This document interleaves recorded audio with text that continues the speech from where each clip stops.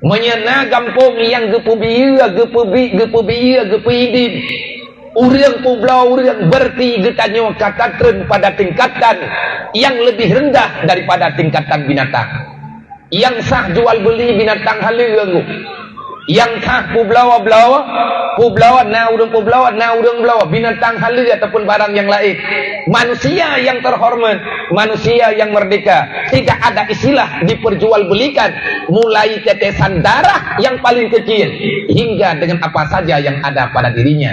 Nebedah draw nebang, nebedah draw syaram tua dengan alasan yang draw ciptakan.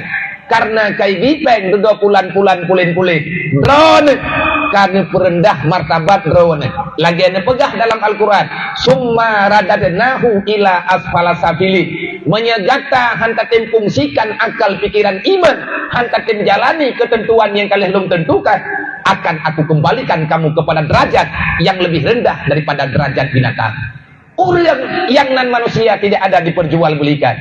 Menyedro dan nepublo suara gara-gara pemilu dengan alasan naik bibir sabosa, dengan alasan naik bi jakrung sikre, alasan pusrikah lah macam lah. Nebudah necok, drawan bang, drawan cepo, karena lantik drawan kan le urang merdeka, tapi drawan karena pegat pengumuman secara nyata, mulai uronyo lubang salamnya di atas runtunya.